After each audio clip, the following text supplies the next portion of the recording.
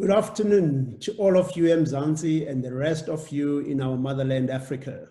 We also welcome our overseas attendees. I saw some names from Europe, North America, and some parts of Asia. We welcome the drone farming and tech communities from all these areas. In September 2019, I met an amazing gentleman whom you will meet just now. And I marveled at a man who was oozing with passion about African agriculture. We spoke about a number of topics, but the topic that struck me was when he showed me a graph that depicted Africa food import and export trends over the 30-year period. The import line was rising very steeply, whilst the export line was going down at the same rate. He also told me that about a very high percentage of milk that is consumed in West Africa, which comes from one tiny little country called the Netherlands. According to a United Nations prediction, by 2050, Africa will produce only 30% of its food needs. The African Development Bank predicts that Africa's food imports will grow threefold from now to 2025.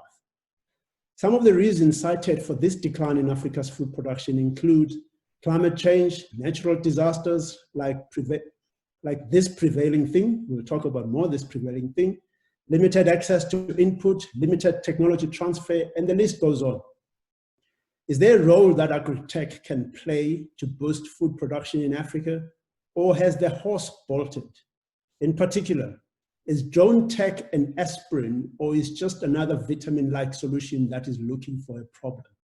Various use cases for drone tech have been well documented in areas like scouting, spot treatment of plants, livestock monitoring, fighting crop diseases, precision administration of herbicides and pesticides, use of NDV index to manage plant health, seed planting, and so forth. My name is Victor Khadebe, and I'm your moderator for this session. I would like to welcome you all to this fourth episode of the DoD webinar series. DoD stands for Decade of the Drone. My day job is that of Program Director for Mzansi Drone Accelerator. We help drone tech startups to close the traction gap in the marketplace and in an industry that has huge barriers to entry. Last month, we graduated 13 drone startups, one of which happens to be in the agriculture sector. This webinar is brought to you by the DroneCon, DSO Consulting, and Commercial Drones. The 2020 edition of DroneCon that had been scheduled for October at the Durban ICC has been moved to 2021 in September for obvious reasons. I do not want to give this prevailing thing any more airtime than it deserves. Suffice to say that we have found a new and convenient way to reach out to you and bring you thought leaders and industry experts from across the globe.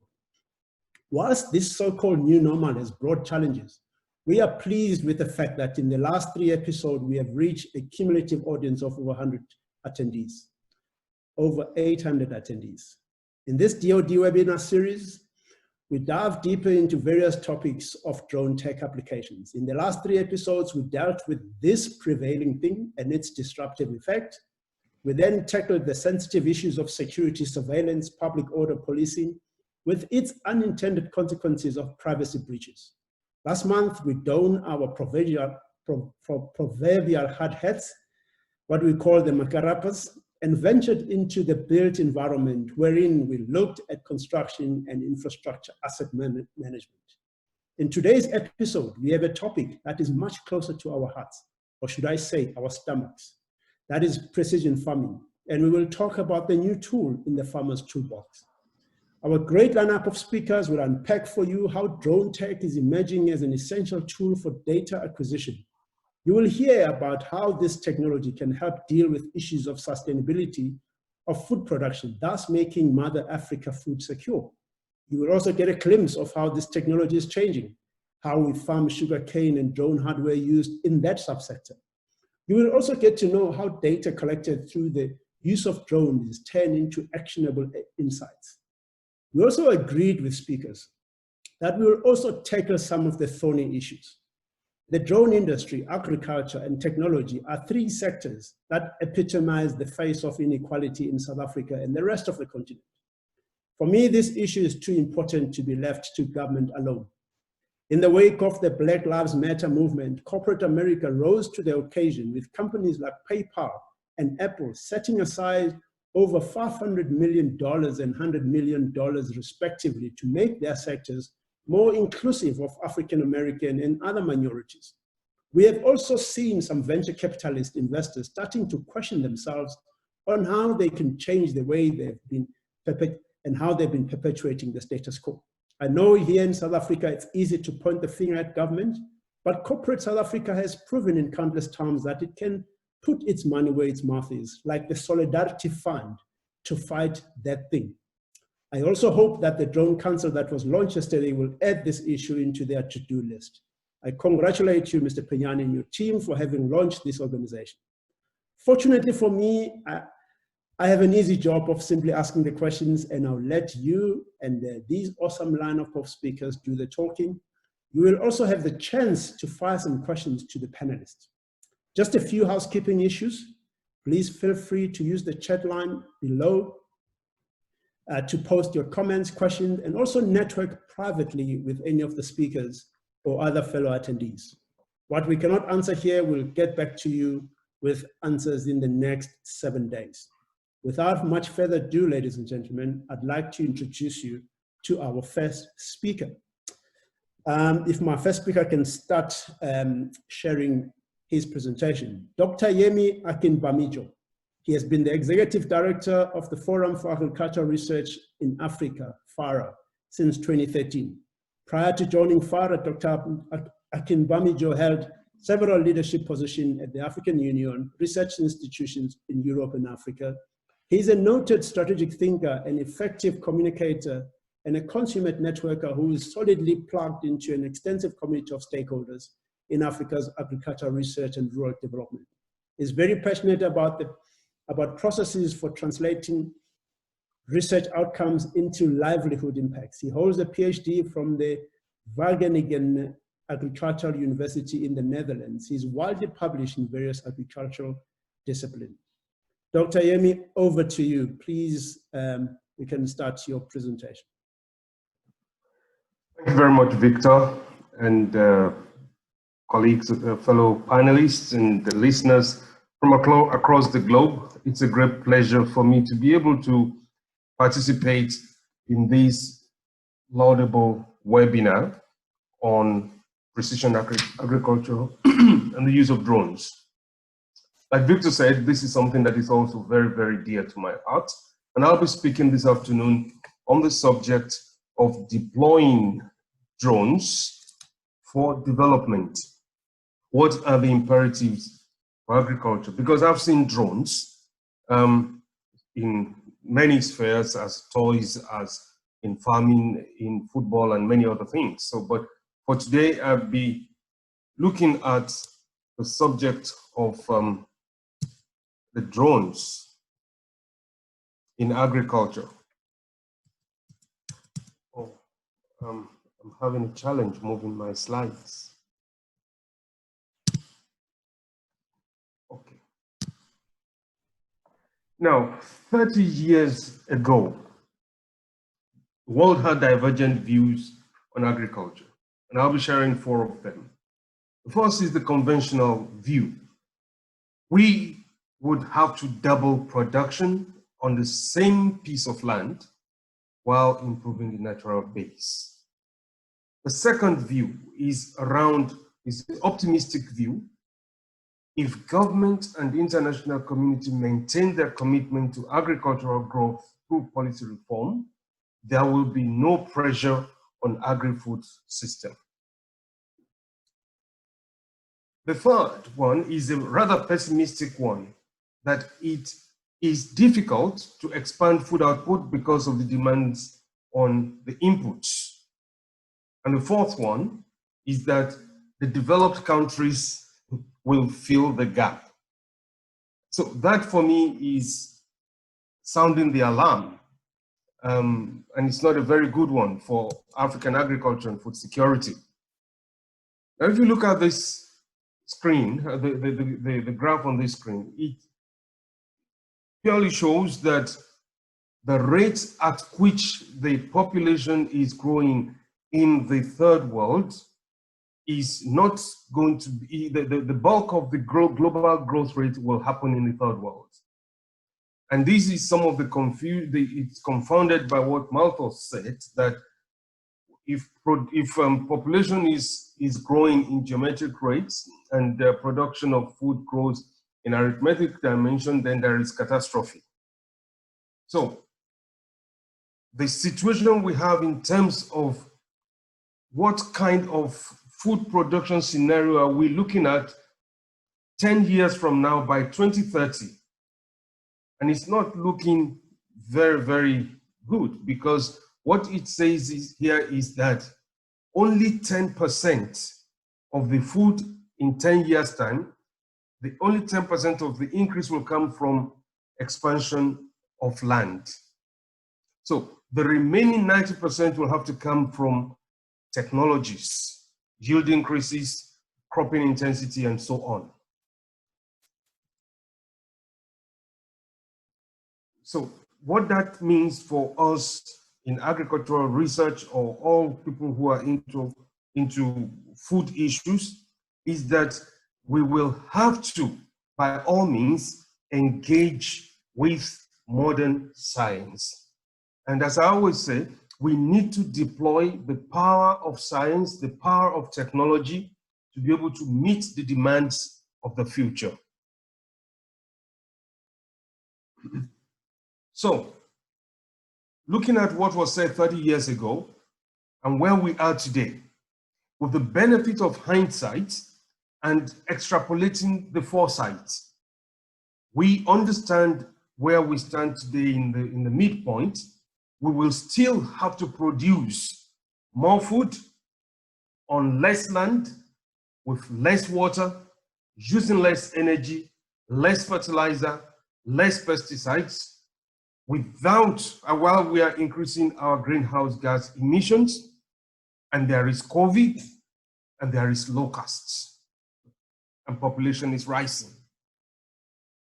Secondly, we need to reduce the amount of wastes and losses in the food chain, in the food system. And thirdly, which I consider the most important, we need to produce food in a nutritious, safe, and harmonious, natural ways. So this is a tall order. It will take science, it will take technology to be able to deal with these issues on this slide. Actually, this for me is probably my most important slide. So what is the situation on the continent? The sad part of it is that Africa lacks the intrinsic capacity to deploy technology, simply because we just don't have it. Technology per capita in the world is lowest in Africa. If you see the graph, you see the map that is on your screen just now. So that is in itself speaks volumes. And we also grapple with the issues around the low adoption, and this is of technology, that is, and it is leading to what I describe as digital exclusion. So if you look at the graph on the left on the screen, technology adoption over time, and you can see that the low-income countries are lagging behind. And if you look at the key regions that share shares of robots and robotics, Africa is actually virtually not appearing on this graph.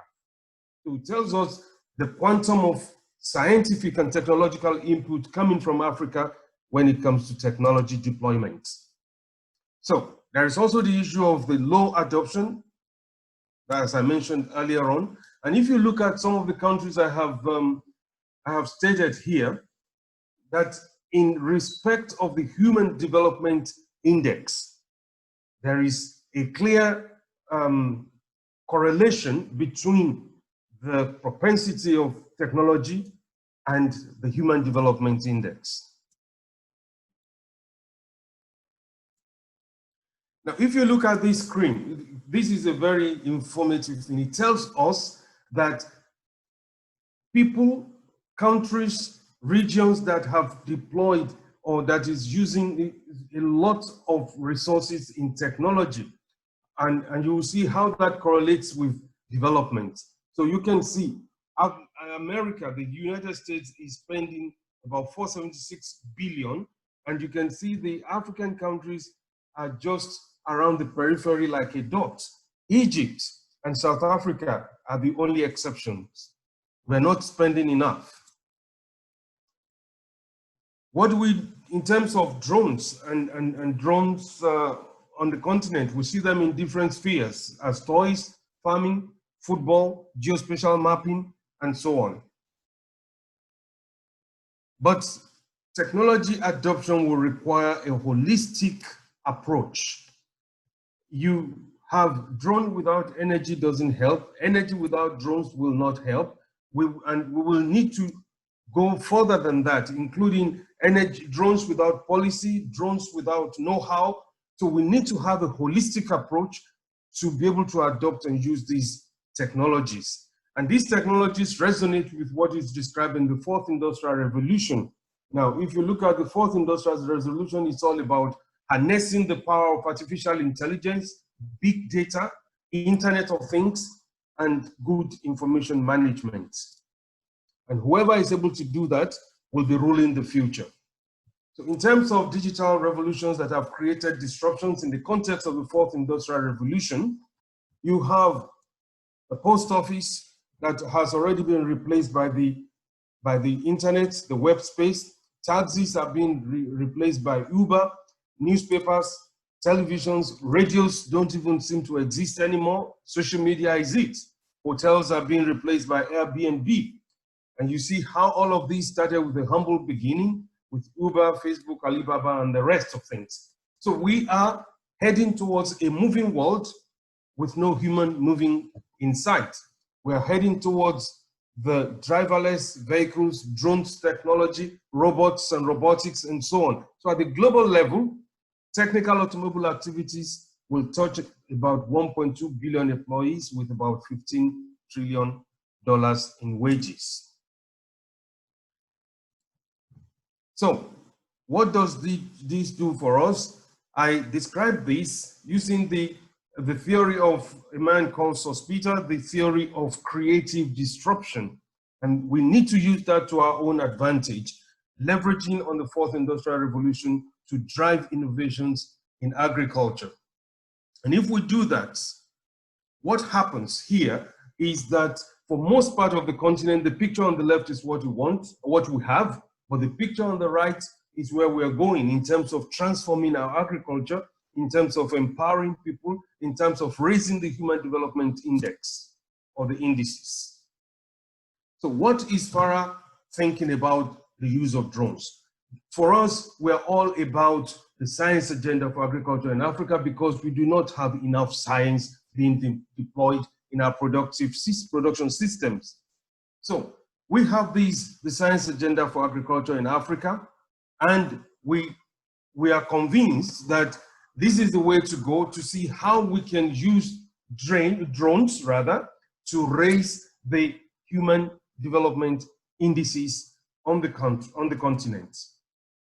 And we have these, I will not go into the details of this diagram here, but this shows our innovation to impact pathways. And this is based on our agricultural innovation systems for the deployment of drones for development. So, to conclude, we will be looking at a scenario where we are confronted by either being satisfied with ripples and droplets when we need a tsunami to change the situation we are in. And this is where we are drawing on the power of drones. And I close with this acronym of DD for D, which means deploying drones for development. I thank you for your attention. Victor?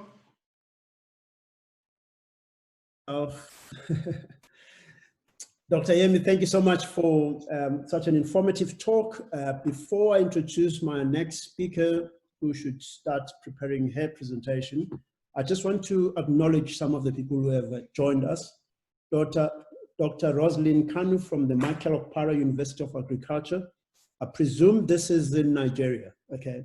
I'm also recognizing Dr. Agri Aguma, who's the Dr. Yemi's 2IC at FARA, and also Mr. Ivan Peñane, who's the chairman of the Drone Council that launched yesterday, and everybody else, Dr. Jewett, Nico van Rooyen, and all the people that have joined us.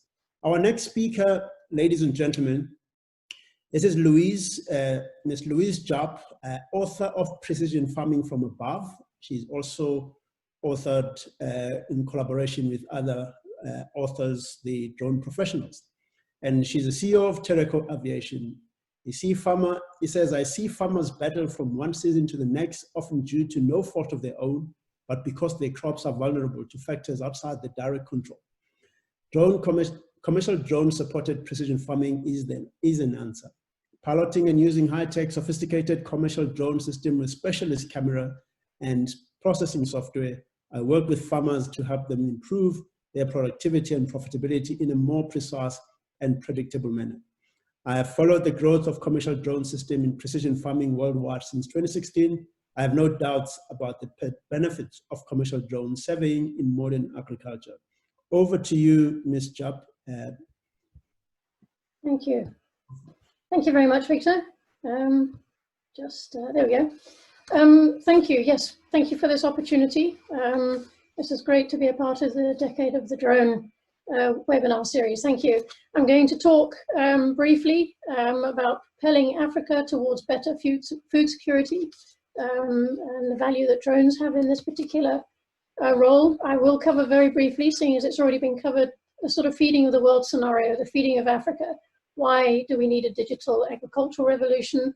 The role being played by drone systems, challenges to the widespread adoption, what's the future, and then bringing it all to a conclusion. I think it's already been covered. Basically, you know, we're looking at this need globally of a 70% increase in production with only 5% more land. This comes from the UN Food and Agricultural Organization. If you're looking at Africa, again, we've just had the details, you're looking at, you know, sort of a twofold increase just from Africa and Southeast Asia.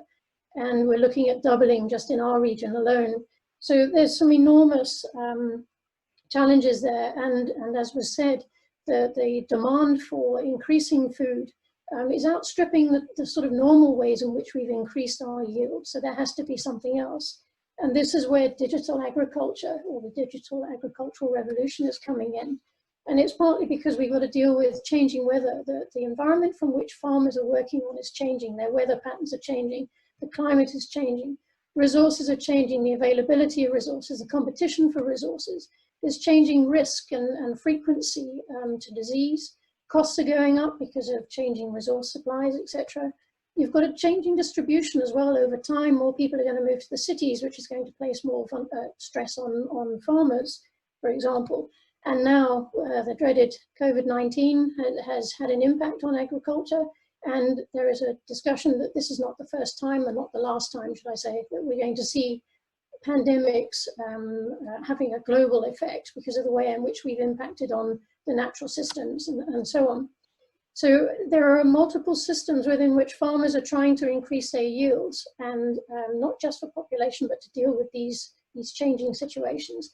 And you're looking at figures again coming out at sort of by 2050, each farmer's got to be looking at feeding 265 people. This is compared to, I think it's about 100 odd people now, and about 50 people in the 1960s. So this is a massive increase. And the consensus is this is possible. We're not looking at, oh gosh, you know, this isn't possible.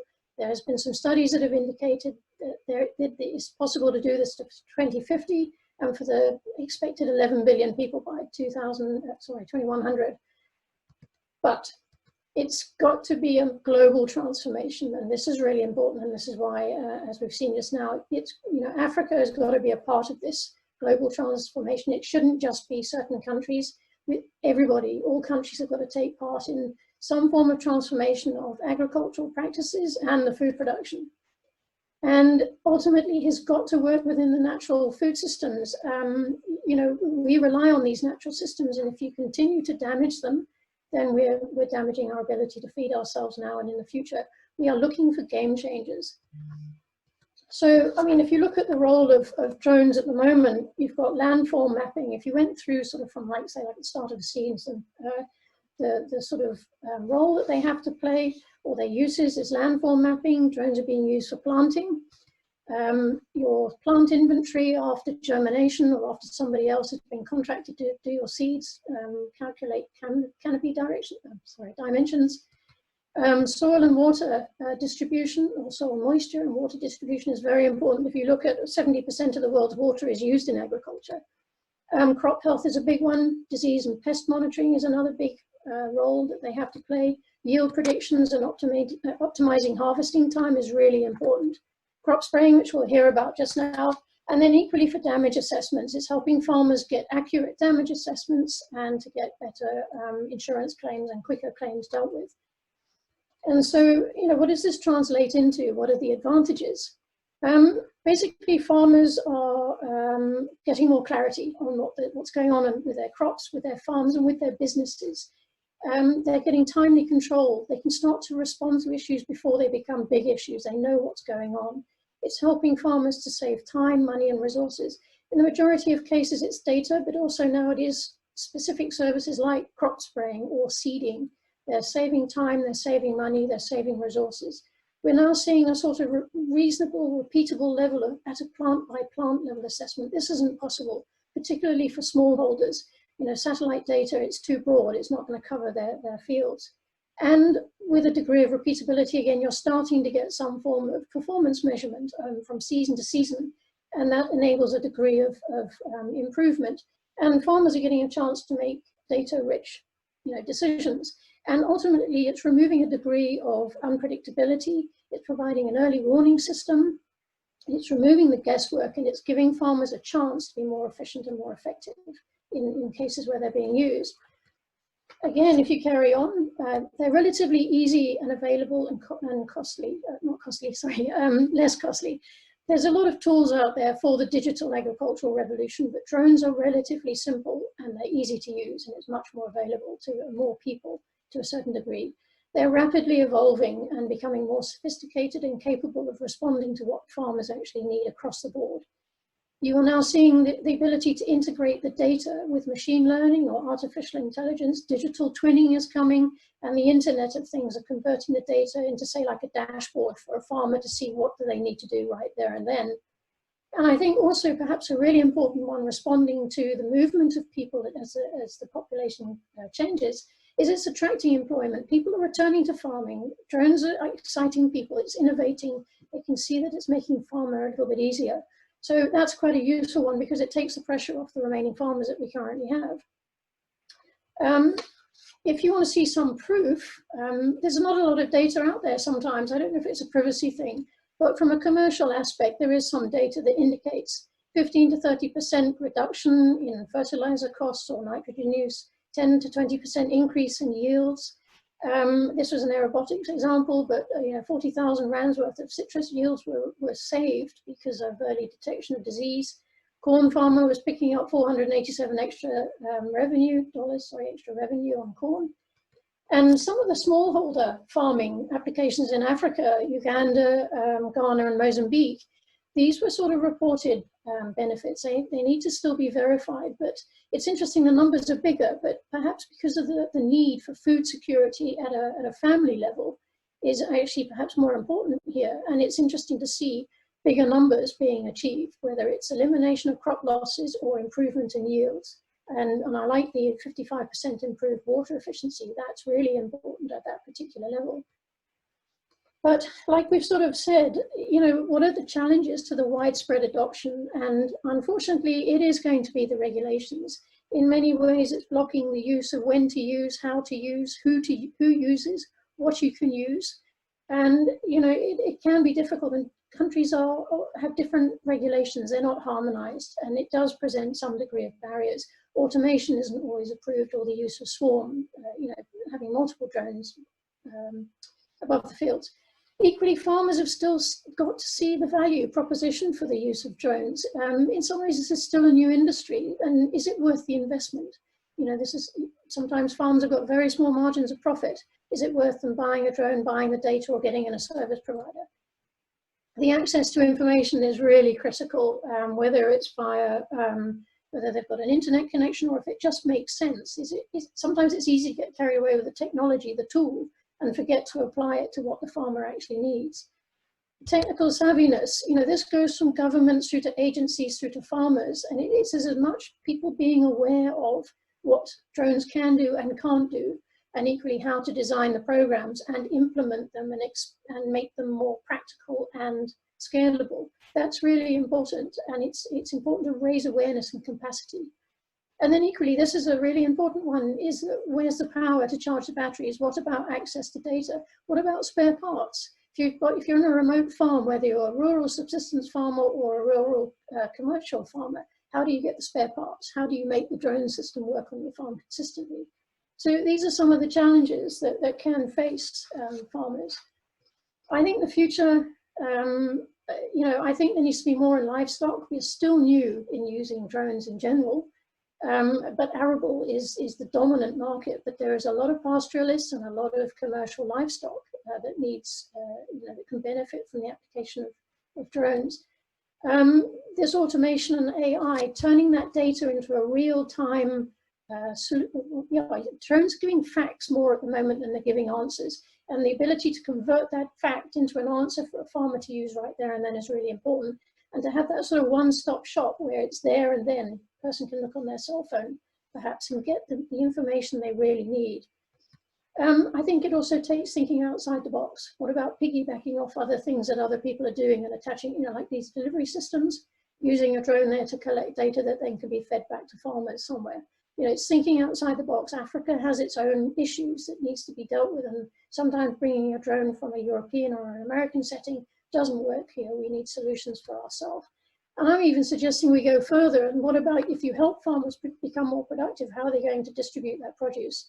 And why don't we start thinking about, delivery systems for food, not just for medicines, but farmers can be called, I need your produce. They send it on. There's that kind of thing to think about.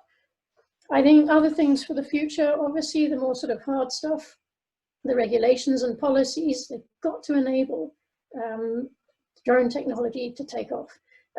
We've got to have harmonization of regulations and policies. And I think it's fantastic about the Drone Council that was started yesterday, and also the African Drone Forum has done tremendous work in forwarding these concepts that we've got to make this, we've got to enable the drone industry to grow across Africa, to enable the application and the benefits to be seen across a widespread group of in agriculture farmers.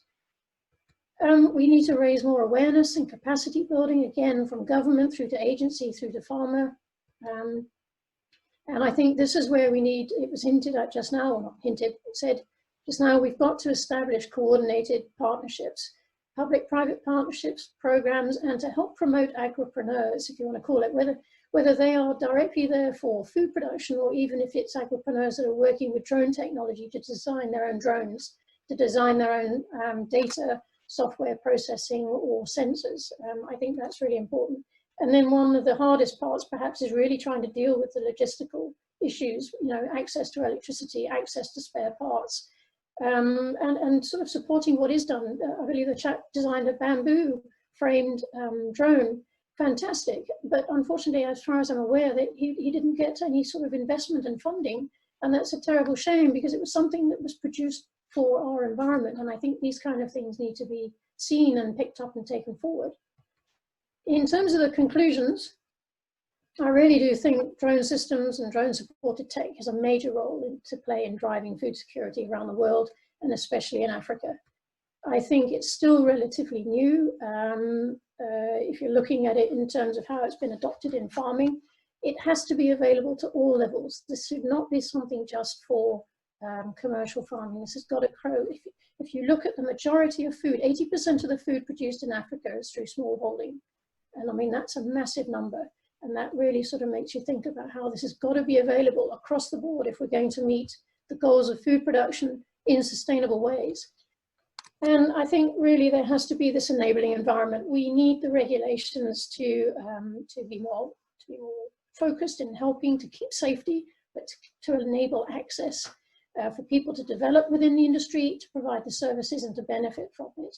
And it's also got to enable information. I don't think all drones need, all farmers need a drone, but farmers need access to the information and to possibly the services that someone else can provide. So that's really it. Very fast, but I hope that was that captured. Thank you. And yeah, there we go.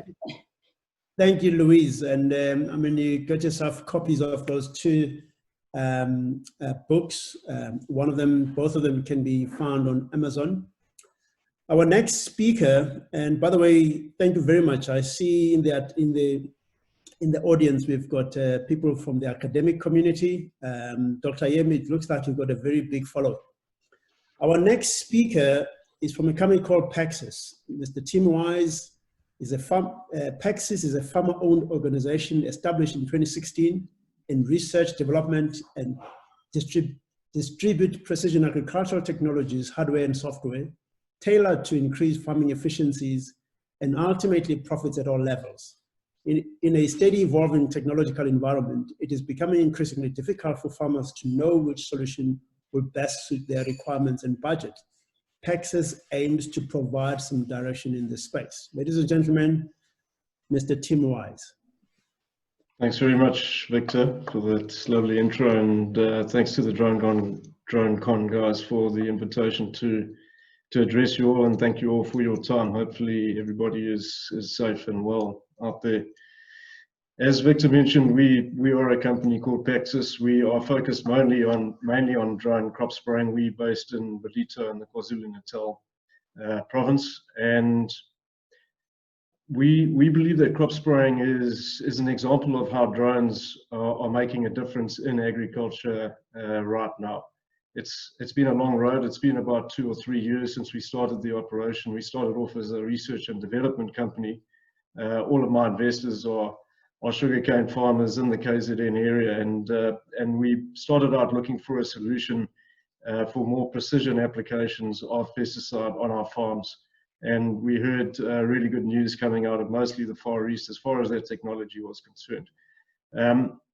So we decided to obviously take this research and development further. We engaged with DJI, who is by far and away, as we know, one of the bigger or the biggest player in the commercial drone market.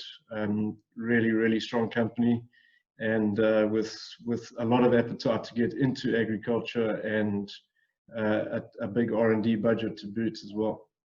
So we decided to obviously do all of our R&D using the DJI drones. We also entered into a joint venture with DC Geomatics, who is an ROC holder here in Ballito. And over about 2 years, we went through the process of navigating the compliance application process of obviously commercializing these drones, these crop sprayers, to get them into the market commercially here where they were much needed, specifically in the sugarcane market. And I'll explain a little bit later as to why we identified sugarcane as kind of the initial crop to introduce this technology into. At the moment, just to fast forward where we are now, we achieved the civil aviation, or DC Geomatics achieved the civil aviation approvals in September 2019, and we've now at this stage got between 20 and 25 legal commercial drones, crop spraying drones, operating in the South African market, and most of those are allocated to the South African sugar markets. Each of those drones is probably capable of spraying about 200 to 300 hectares per month. And just to say that, the reason why we started off in sugarcane is that the drones in their current form 2 to 3 years ago were more suited to precision applications, such as we find in sugar. So the sugarcane industry, your average field size is probably between 5 and 8 hectares, and in KZN's case, often that sugar is planted on the side of steep slopes, etc. So really technical, really technical terrain, and And the aircraft, with respect to the aircraft, the larger aircraft that we're doing the spraying traditionally, obviously these are very technical and difficult areas to apply in. Up on the high veld, where you've got your mega crops like your maize and your wheat, you know, that's much better suited to the larger aircraft, because you're typically dealing with bigger farms, bigger fields, and a lack of coastal winds. Coastal winds does make things more technical, obviously, here on the coast as well. So, you know, in sugarcane, we've had really good success with the previous versions that were developed of these drones. And as I say, right now we're sitting with about 25 commercial legal drones operating out there. We've had a very high adoption rate in sugar because of the precision abilities of the drones. So, you know, there is a lot of demand out there, and at the moment we just actually don't have enough drones to kind of satisfy the demand that is out there at this stage.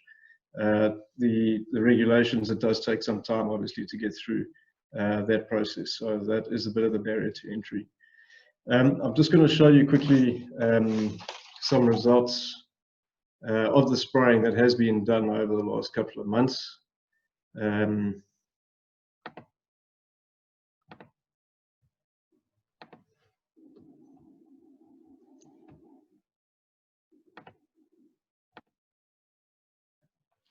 So just the advantages of drone application. Capable of full and precise coverage, as we can see there, really good coverage, and extend all the way to the ends of fields. Again, these are more technical areas in sugarcane. You can see the sort of the yellow coloring of the cane. Those are where the applications have taken place, and as I say, really good precise applications. Those are very difficult applications for the aircraft to achieve. Again, this is really steep slopes. You can't see it on the slide, but you're looking at about a 50-degree slope there. The green patch in the middle there is sugarcane that the grower asked us not to spray, and that just again illustrates the precision abilities of the drones. Again, highly precise applications.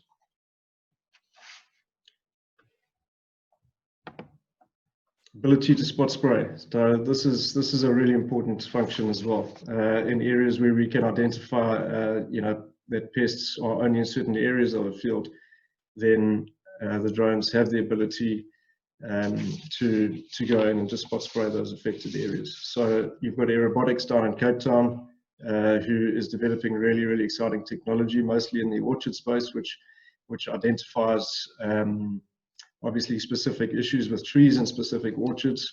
Their technology can also identify on full cover crops such as sugarcane, you know, affected areas on a similar basis, and then the drones can just go in and do applications just in those areas.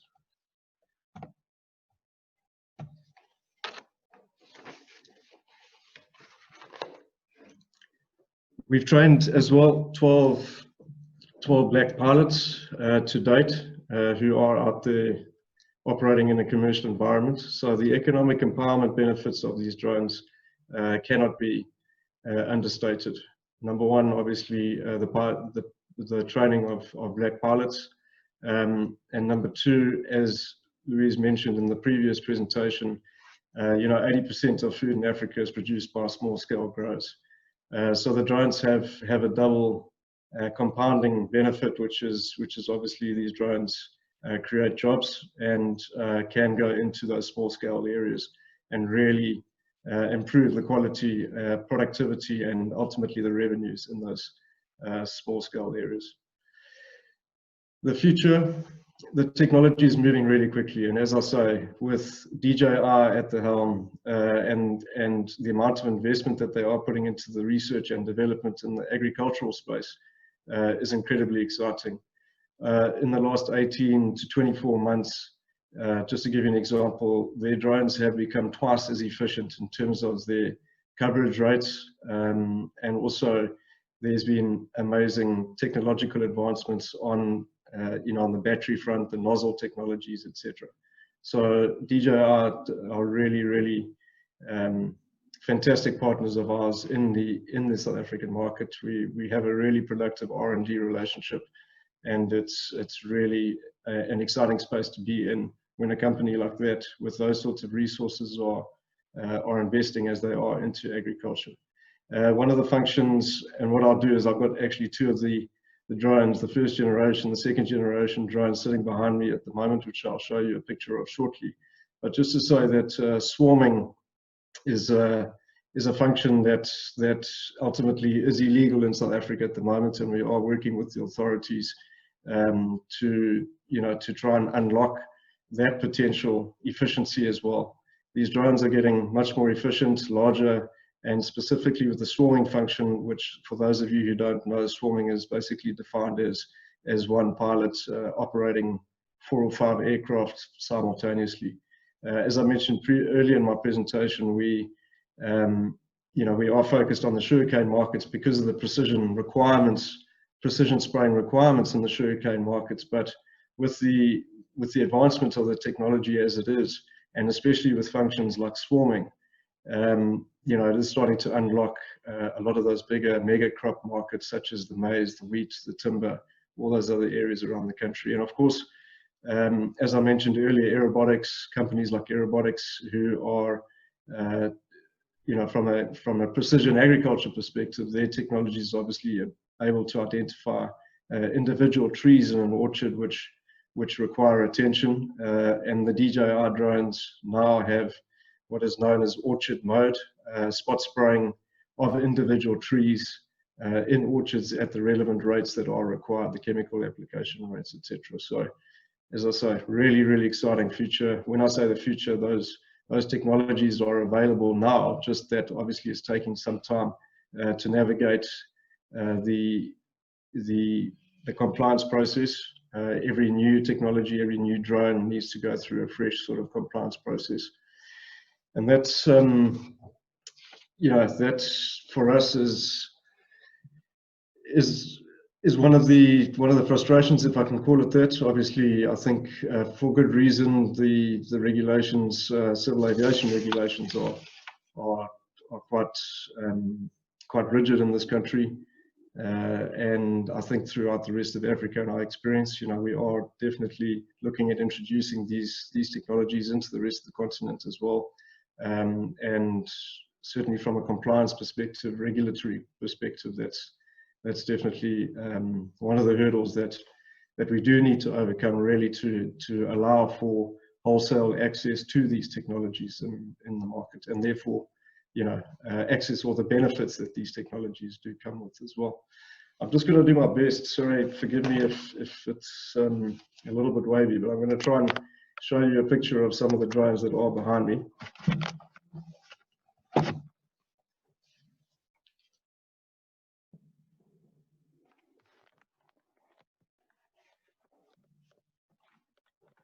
So I'm not sure.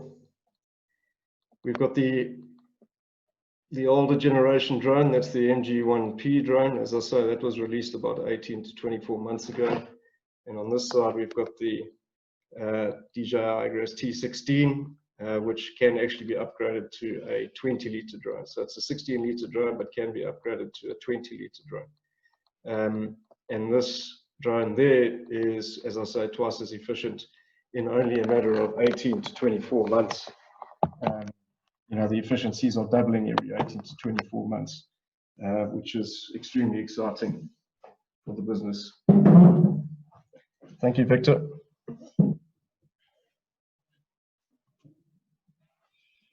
Thank you very much, Tim, for a great presentation. That's very, very welcome indeed. I also want to recognize in the audience Mr. Sean Reitz, who's the president of Commercial Unmanned Aviation Association of Southern Africa. And he'll come in right at the end to do the vote of thanks. And now ladies and gentlemen, we go into panel discussions, and I'd like to introduce our last speaker. I must apologize that we don't have Mr. Matthew Davis from Aerobotics. We don't know what happened. We wanted Aerobotics in this meeting because of the role that they're playing, and one of the most successful drone tech companies in the country. Our next speaker is Mr. is Mr. Ari van Ravensway, who's currently Assistant Director, Innovation, Technology, Design and Transfer at the Western Cape Provincial Government. His career started as a lecturer at the Central University of Technology in Free State and running his own business, design and web development. In 2015, he and a friend built a prosthetic device for a colleague using self-built 3D printer. He used the same technology to 3D print his first drone. In early 2016, Ari joined the Western Cape Department of Agriculture in the Program Research and Technology Development, Technology Transfer Division, where they use technology to improve research in the Western Cape agricultural sector.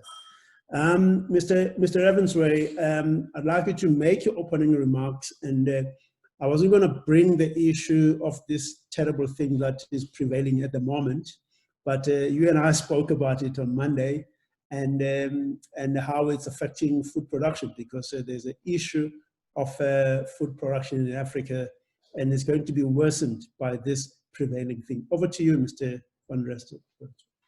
Thank you, Victor. Yes, the COVID has a big effect, a knock-on effect on everybody, everything. And unfortunately, or fortunately, I think food production cannot stop. We can't stop it. So farmers in South Africa had, we could go ahead and still work. So even though the big cities and towns were on lockdown, farmers were still going ahead and producing what they could. They had a few problems getting equipment that they needed. There were a few struggles, but as departments, we tried and helped them and see if we can go for a way forward. Now, our work mainly focuses on research. So I work in research and with technology-based research as well. I work with all the researchers, animal sciences, plant sciences, and we look at introducing technologies to our 7 research farms we have all over the Western Cape. They range from ostrich farms, cattle, different crops. We have a variety. And we implement these technologies to see how it affects the farmers. What we do is we don't promote any businesses, but we do partner with some. And we work with them and see how to implement technologies. And we will tell with an honest opinion to a farmer what works and what will not work. We're very adamant about technology, and we would look at problems that could assist a farmer, and if something would not work, we would investigate and tell our farmers directly. And this happened about 3.5 years ago. We started looking at drone technology in agriculture. We noticed a big influence on farmers, and they started buying. Easy enough, it wasn't only the younger generation, but also the older generations, especially from Laingsburg, those areas, the older generation of farmers started looking at drone technologies. And we could see an astounding amount of people coming to our talks and seeing and talking about what we need to do. And we could see a variation of different uses. So for instance, sheep herding, how farmers started using drones to herd their sheep in big areas. Now we're talking about kilometers away from home, big farms, but in dry and Karoo, where it's mostly desert areas, where they use these drones for long distances to bring back sheep, farmers to monitor crops, NDVI, different frequencies. We bought these equipment just to make sure it works as well for the farmers and assist them. And now we are looking at training. We have a college as well, at our premises at Elsenburg College. We also work with universities all over the Western Cape, and we have students we assist. And we brought in these technologies and we expanded it to their knowledge as well. So now we're training. We've got a few students training for their RPL as well now. We also, some of my colleagues are doing that as well. We're trying to expand our wings with that and looking at how we can prevail this. So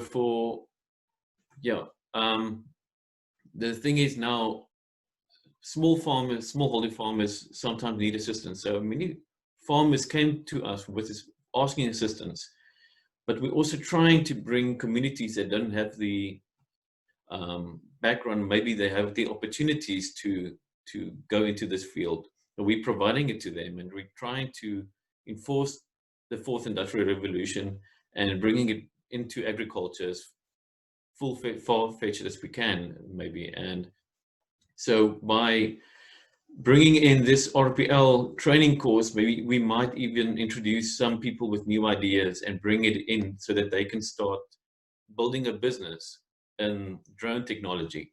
But then not only drone technology, also looking at sensors. And we have a dashboard where you can start getting various information, sensors that might bring in information to a dashboard where the farmer has a decentralized network, bringing information so you can see what's going on in the farm. And yeah, we're looking at all these technologies, but so it's server-based, drone-based, and all the other technologies combined with it. Thank you. It's great. It's great. Of course, drone is just but one of the tools in the toolbox. I'm going to go back to you, Dr. Yemi. I'm not seeing you here, Dr. Yemi. Yes. I just want to take you to a story that I read. You and I were talking about data and the issue of data that is collected, who owns it and what happens to it, and how some of the countries who are using this data, acquiring this data, are able to use it to their own benefit. I watched sometime last year a CNN video from the CEO of Terraco Drone. Is it a Terra Drone? Terra Drone, yeah. The Japanese company. And then he was saying, yes, he likes working in Africa because the regulations are nice and relaxed in Africa. And what he likes about it is that he says, I can collect the data right from source and get that data pushed into the cloud. And this data, it can come to me here in Tokyo, and I can process it, and I can know I can even predict the yield of what is happening right in the heart of Africa. What are your views on the issue of data, Dr. Yemi, and the fact that data is the new oil that we're exporting and is coming back to us as finished product and not benefiting Africa? Dr. Yemi? Thank you very much, Victor. The truth of the matter is, no system is stronger than its ability to explore data. No system. And you just said it, I've also had similar conversations with people. Someone tells me, I can sit in India and I can give predictions to African farmers for a fee. And I said, why should I go to India to get information about Africa? And again, the conversation we had before, myself and you, Victor, that if today I want to know how many dairy cows are in an African country, my most reliable information is probably warehoused in Rome. So we are not in control of our data for many reasons. One is what I alluded to in my presentation, that we have an intrinsically low capacity for science. And data is all about science. So we really have to build capacity on the continent to, first of all, collect our own data, warehouse our own data, and utilize our own data. I explained to you once I was in Europe and somebody was telling me how they flew drones daily to Africa. And then I asked them, can we Africans access these data? The answer was, well, but the bottom line is we couldn't access this data. So that is the way things are. A strong Africa must be an Africa that has its own data warehoused in Africa. There's no two ways around it. We're talking about Agenda 2063, the Africa we want. Where is the data warehouse? Today, if you want to make modelers want to work on projections for the future and all of that, we always refer to some data body, big data body somewhere outside of Africa, on information that will affect Africans. We still have a long way to go, Victor. Thank you, Dr. Yemi. Ms. Jupp, a quick one. I mean, Africa seems to be having this open door policy. Okay, there were obviously no policy whatsoever, whereby everybody can come to Africa and trial their technology with no benefit to Africa. And the big issue for me is data, because the data, it goes out as it is and it's processed out there, when this data should be processed in here, because this data is the one that we should be using to predict the yield and use it for our own benefit. Ms. Jupp, what are your thoughts on this? I mean, we've got a university, Dr. Amy says we must have a capacity for science, but we've got university, we've got all the brains in Africa. Where's the gap? Crumbs. I mean, I think in some ways it is the enabling environment or the lack of an enabling environment. I mean, we do have strict regulations here and we do need regulations for safety. And I think it's just acting as a barrier. It's difficult for people to become operators. There's a lot of expense. I think and that can put people off in terms of manufacture. I think aerobotics has set the path for a software developer here that's able to collect data using local service providers and what have you. But yeah, it is capacity as well. I think, the points have been made already that we haven't got that capacity yet. And I've seen articles, 90% of the agri-tech potential in Africa has not been exploited yet. That's massive. And that just shows there's an enormous potential out there to be exploited. And, there are organizations that are trying to promote programs, but it does need partnerships. There's got to be some funding coming from somewhere, and whether it's agencies or whether it is local, private, public partnerships, they've got to be found. And I think some of that comes about with raising awareness about the value of the drones and that this is a worthy investment and that it has a payback within an African environment. I mean, it's a huge question. I think, there are opportunities to work with it, and there are agencies that I think the African Drone Forum has done a tremendous, yes, they're bringing in people from outside, but they're also, it's creating awareness, it's creating the Drone Academy that's now come out. They're trying to foster harmonization of the regulations and policies, and I think that's tremendous, and that's where we need to start from. But it is a huge issue. Yeah, Mr. Wise, you are promoting a Chinese drone, and obviously there's a big debate at the moment. There is a legislation, a bill that is going to be passed in the United States banning all Chinese drones.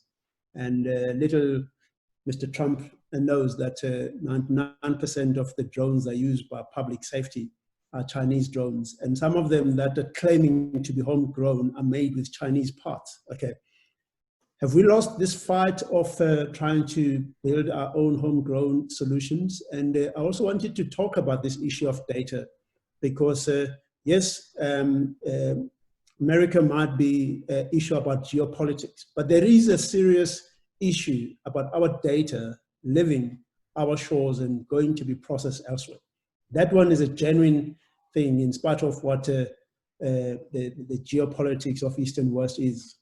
What are your thoughts on that? Yeah, Victor, I think, look, that's a tough question. I think, what Donald Trump does in America, I think needs to kind of stay in America. So as far as the technology is concerned, what DJI is producing is quite phenomenal, as far as being able to revolutionize at least the crop spraying industry on this side is concerned. So, there's certainly a lot of quality and a lot of good in those products. And as far as the data sharing is concerned, we're aware of, of some of that sort of geopolitical stuff that is obviously going on in the background, and obviously having a look to our own regulators for direction in that space. At this stage, as I said in the beginning, I think you just can't ignore the quality of the products that are being developed and that are being brought over here. We did look at certainly developing and manufacturing our own drones here in South Africa in the beginning, but very difficult to compete, number one, against a company that's valued at about $15 billion US and who have recognized agriculture as a growth industry and are therefore applying a very large percentage of their R&D budgets into agriculture and the development of those products.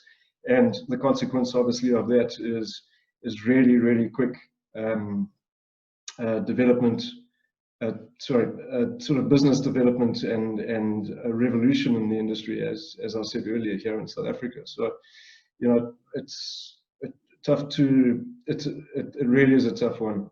We have cultivated a very strong relationship with DJI, and we'd like to think that we have contributed, obviously, to a lot of that R&D, because the technicality of the terrain in KZN is kind of the worst case scenario as far as the rest of the country is concerned. So, you know, I think DJI in the beginning, when we first started collaborating with them, recognized that if we were able to produce drones that could effectively spray in some of these conditions that we have here on this side of the country, you know, there would be applicability for that technology in other markets, not only in South Africa, but certainly around the world as well.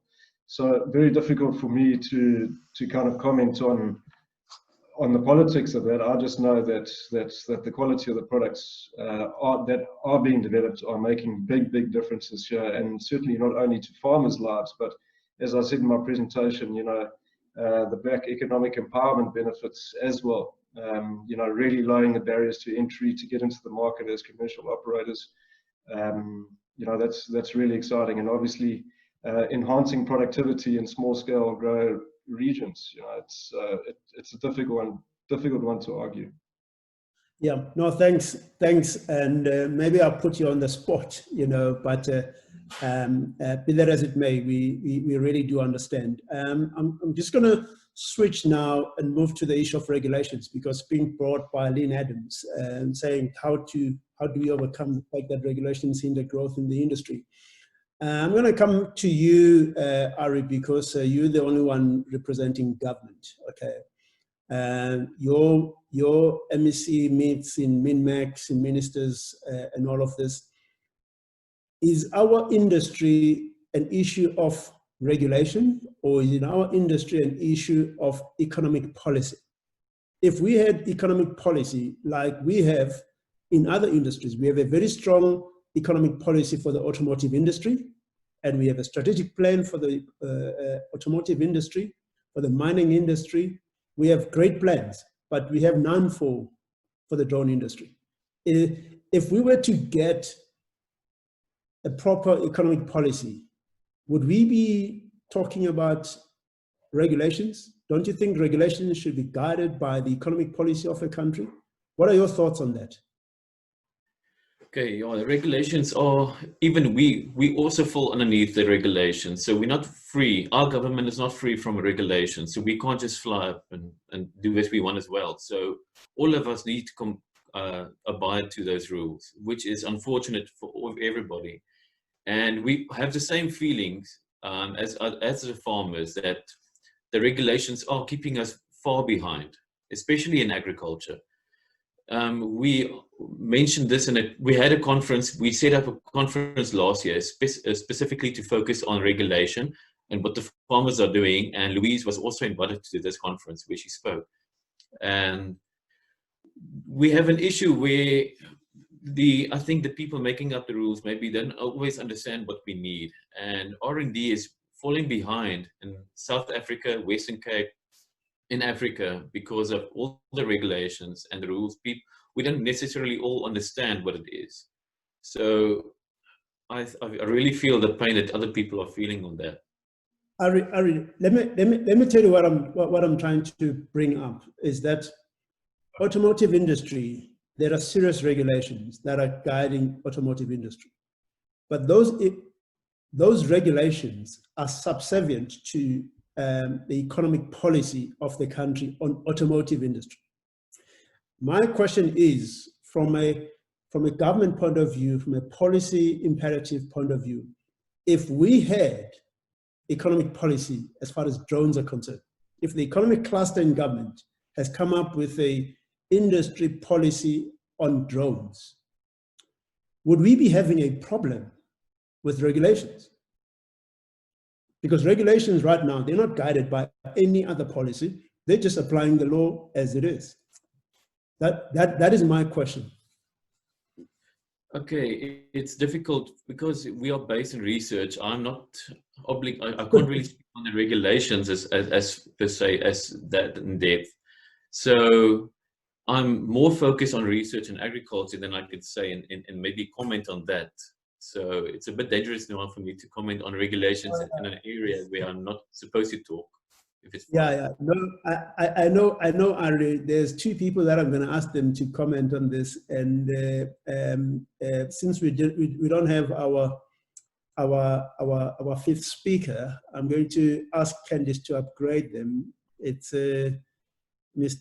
Sean Reitz and Mr. Ivan Peñane. I want them to comment on this because it's an issue that we've consistently brought up to government, and what have been their experiences, because unless we have an economic policy, we're not going to get in there. Anyway, let's move to matters in the continent. Dr. Yemi, you are also very passionate about the Africa Free Trade Agreement, okay?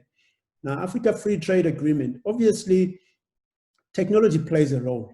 Again, it brings us back to the issue of what knowledge do we have about what's happening with food production. The biggest issue that has always come up in Africa is about intra-Africa trade. The question here is that how can countries capitalize on this agreement to strengthen collaboration? Okay, I'd like you to deal with that. And then Sean and Ivan, if they can, when they come up, if they can answer Dr. Guma's question, where he says, is there a regional forum where experiences and advocacy on application of drones in agriculture and other sectors can be shared and strengthened? Maybe we do need an Africa forum on drones. Over to you, Dr. Yemi. Thank you very much, Victor. Yeah, indeed, the African Free Trade Agreement is the latest kid on the block at the African Union, and I think it is one of the best things that is happening on the trade scene. Now, let's put it this way. The AfCFTA, the Free Trade Agreement, offers big business opportunities for agriculture on the continent. Agriculture is our strongest employer of labor. And on the other side, we are spending $50 billion importing food. So if we put our acts together, I have quoted the quantum of food we're importing to emphasize the food gap. Now, the AfCFTA offers a big opportunity and a good platform for the strongest economic sector on the continent, which is agriculture.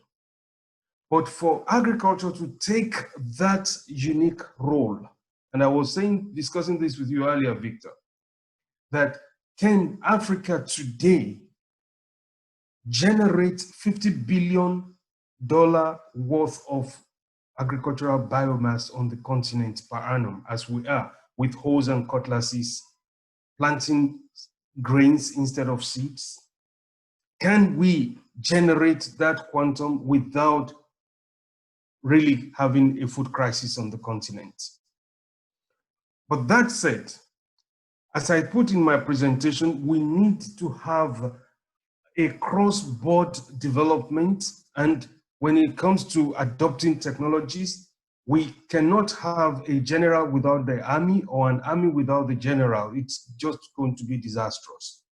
So we've got to have all aces on the table when it comes to actually getting the AfCFTA off the blocks, using agriculture, having tradable produce that are phytosanitarily approved to be able to, cross borders and all of that. So the opportunities are there, but we will have to use a lot of technologies. And as a matter of fact, the whole operationalization of the AFCTA is going to be largely driven by technologies. So what we are discussing today, and I like very much the presentation of my fellow panelist, Louis Joub, zeroing on food security and what to do with drones, because I don't want to talk about drones just because they want to fly. I talk about drones and Human Development Index in all spheres. So if we are looking at the food security segment of all of this, the AFCTA will need a lot of support of technologies to be able to drive agriculture on the platform of the AFCTA. Thank you, Dr. Yemi.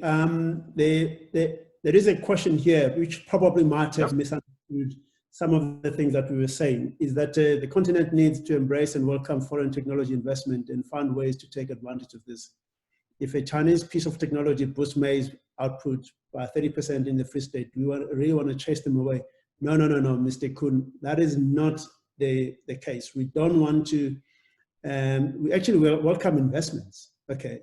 But not that Africa is just another market, okay? Because what we are in Africa, we're just another market for people to sell their technology, but we want to be able to be producers of that technology. If it improves output by 30%, hey, by all means, we just got to deal with the issue of data. No, we're not taking the stance by people from the West. I want to just take a bit of a slant and bring Mr. Peñane and Mr. Rates, because they've dealt with government here on matters relating to economic policy, particularly as it relates to this industry that we're in, okay? But I also want Mr. Peñane to deal with a question that comes from Dr. Aguma. Dr. Aguma is with FARA. He's a 2IC to Dr. Yemi, who basically is asking if there is a forum, an African forum that will deal with matters like this. I'd like you and Mr. Sean Rates to please respond onto that. And please unmute yourself and let's see your video as well. Mr. Peñane, over to you.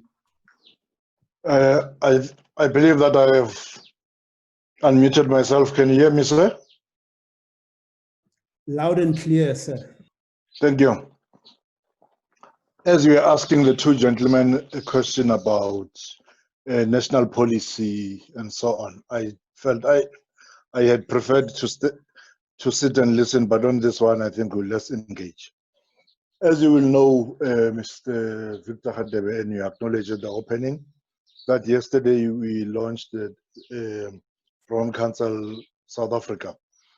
The main point that we've been raising with government, that we are dealing with them in the next few months, is exactly that regulators regulate what exists. They do not create a strategy, they do not create opportunities. And they'll always hide behind a framework that is not clear. So what we are saying in our case in South Africa is that, as the minister also said, that let those that make the laws run fast, let those that regulate also run fast, let those that, so that those that innovate can run fast, and those that run business can be able to thrive successfully. So in growing the cake, our approach with government is that the key government entities, being Department of Digital Technologies, should coordinate the rest of government, being the Department of Transport, the Department of Higher Education for the training side, the Department of Science and Innovation, and various training authorities. They should mobilize them towards a country strategy. And we did outline, it's on our website, what we think needs to be done. But our focus is that unless in the next year, in the next 6 to 12 months, we have developed a clear country strategy for the drone industry growth over the next 5 years, you'll play hide and seek with the regulators, whether be it ICASA or CAA, and we'll be shouting at one another.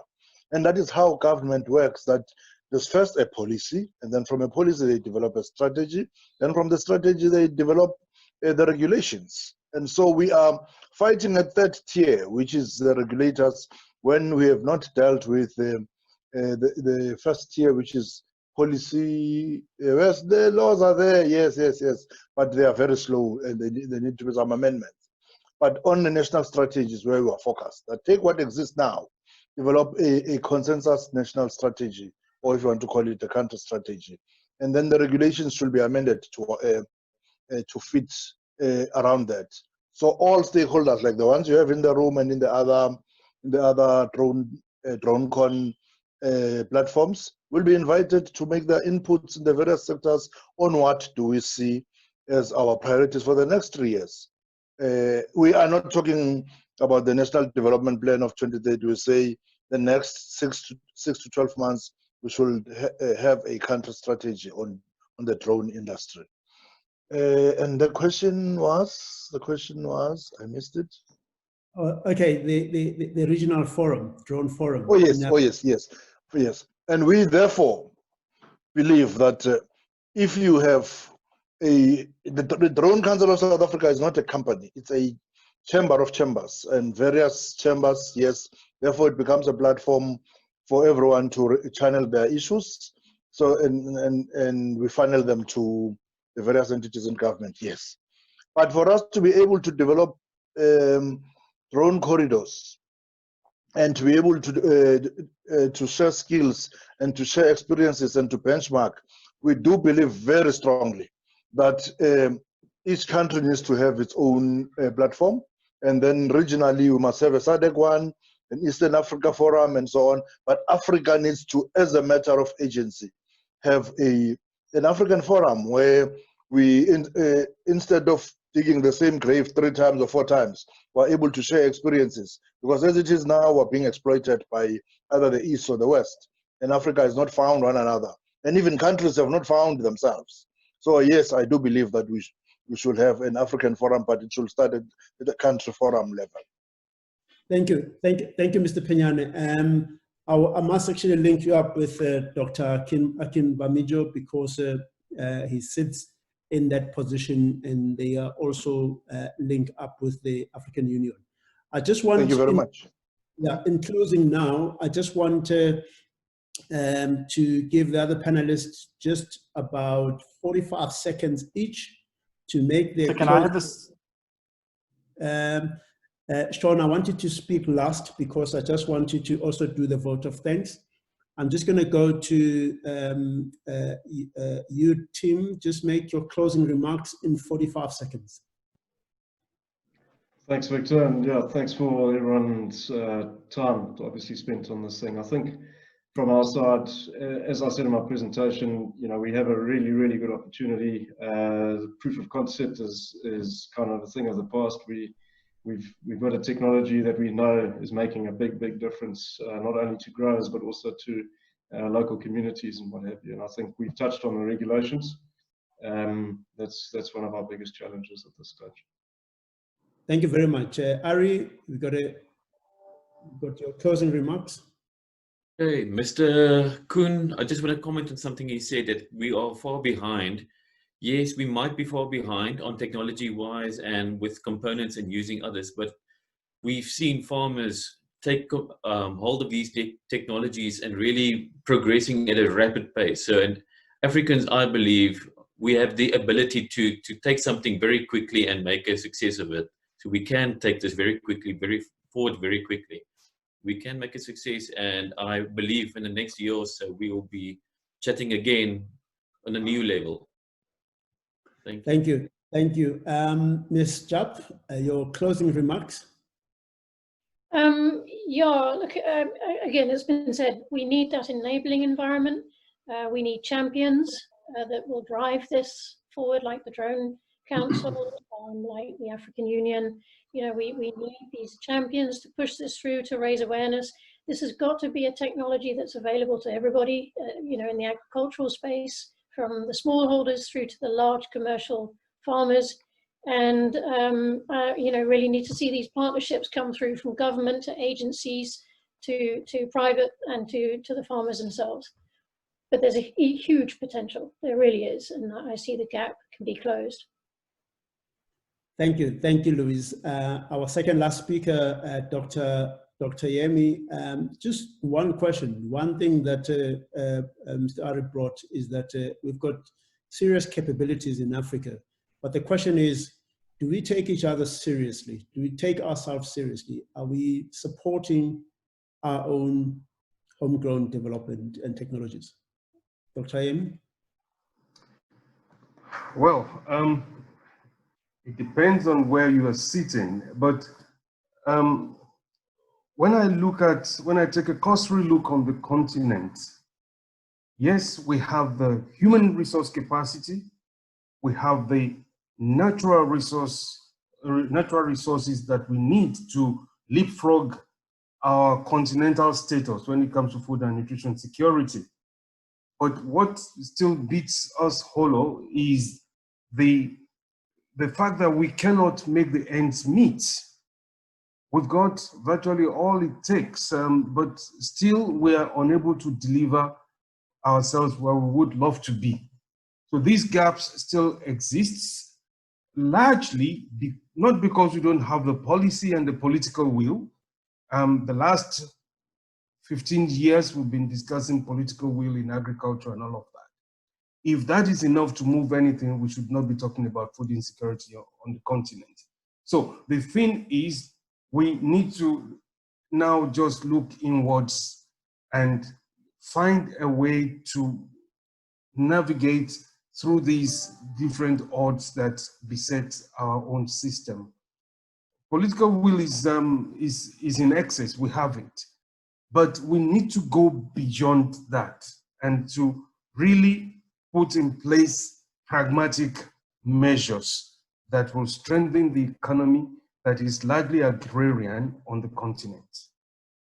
Thank you, Dr. Kimadijo. And our last speaker is Mr. Sean Reitz, President of WHYA, Commercial Unmanned Aviation Association of Southern Africa.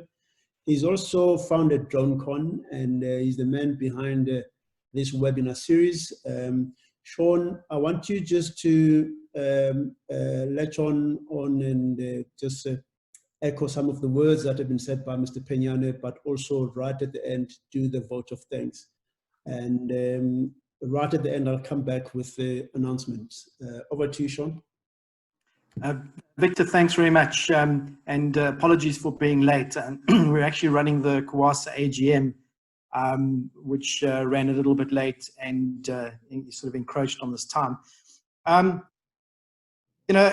think if you look at what Irvin mentioned about the creation of the Drone Council and each of the panelists here that look at, today we've got an agricultural hat on, and you realize the complexity and the depth within agriculture that one really needs to look, within the drone technology space. And then tomorrow, if you look at the webinar series, it's been from public safety to, construction and inspections. And so drones cover a huge amount of ground.